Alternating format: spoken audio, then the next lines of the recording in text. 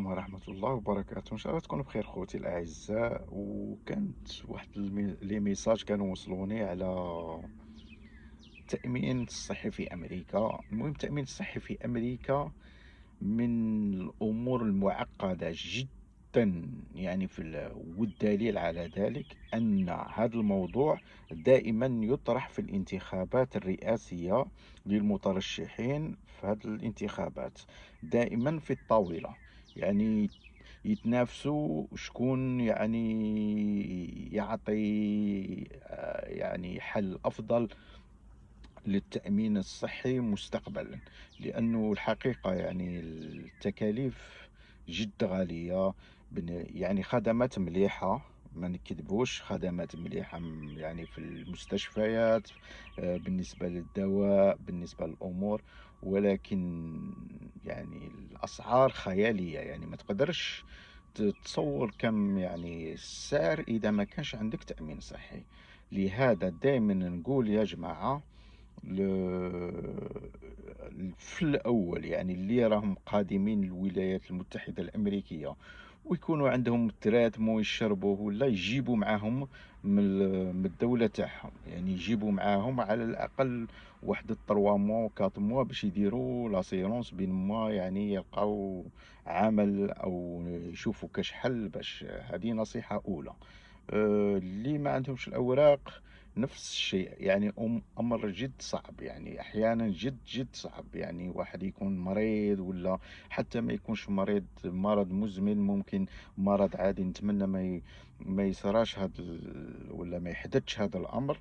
ولكن هذه هي الدنيا. ممكن واحد يمرض، الإنسان ضعيف جدا، يعني ضعيف جدا، ممكن يمرض بحاجة صغيرة ما نكونوش نتوقعوها. يعني يا يصبر، يتعب من الصبر. لابد يروح المؤسسة الصحية، لابد كيما نقول لك يحدث يعني يعني ممكن ما تصوروش يعني السعر اللي تما. anyway، حنا نتحدثوا انا دائما نتحدث على الامور القانونيه. الامور القانونيه كاين كاين كيما نقول لك اللي يجيو هنايا الولايات المتحدة الأمريكية يكون عندهم دخل قليل. دخل قليل، أنا هذه في الحقيقة يعني ما تأثرش على الجنسية بعد التقديم عليها بالنسبة لحامل، كما يقول لك أصحاب القادمين باللوتري. ما تأثرش لحد الساعة. أو لما الشمل يعني عامين و9 شهور باش يدير الجنسية تاعه، يعني ولا تاعها، يعني ما تأثرش يعني. صح، أصحاب يعني الدخل الضعيف يعطيوهم يعني واحد المساعدات تاع لاسيونس، ولا المساعدات الحكومية المتعلقة بالطب. يعني يبقى يخلص حاجة خفيفة. هذه هي. ولكن انا ما ننصحش بها، لانه تعرفوا يعني امريكا كل يوم قرار، كل يوم هذا، كل يوم راكم تعرفوا الامور. يعني هذا مؤخرا قال لك احتمال كبير يعني يغيروا اسئله الجنسيه الى الاصعب. يعني شويه يصعبوا في الامور، لانه كانت سهله الحقيقه، ولكن باغيين يصعبوها للامور يعني.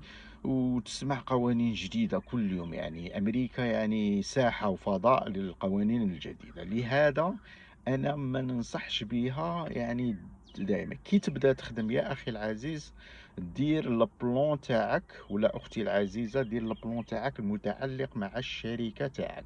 الشركات كاع في امريكا يجيبوا واحد البلون تاع لاسيرونس. البلون تاع لاسيرونس انت وشحال عادي تسحق الطبيب. يعني بار اكزومبل انا الحمد لله يعني صحتي نحسها مليحه، نسحق الطبيب خطرة ولا 2 خطرات في العام. بالك خطرة باش ندير الشاكينغ، خطرة باش كيما نقول لك سي جوست يعني بور فيزيتي زعما حاجة، زعما باش ولا يكون مرضت ولا.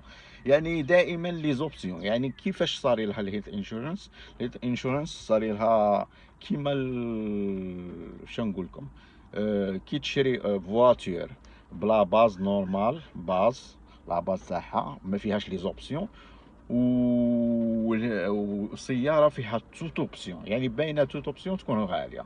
الو كاين اللي فيهم لا يبعد على كل خوتنا المسلم، امراض مزمنة لابد يزور طبيب يشوف كل شيء. يعني دائما هذاك تكون عندها الهيلث انشورنس غالية. كاين اللي يدخل الزوجة تاعه، كاين اللي ما يدخلش يكون سينجل، تكون ارخص كي يكون سينجل. يعني كاين بزاف، كاين اللي يدخل الدونتيست، كاين اللي ما يدخلش الدونتيست، كاين اللي يدخل الفيجن تاع العينين، كاين اللي ما يدخلش الفيجن تاع العينين. يعني كل واحد وكيفاش يعني هذه. وكل ما زادوا لي زوبسيون زادوا السعر تاعه. انا ننصح ديرها مع الشركه تاعك.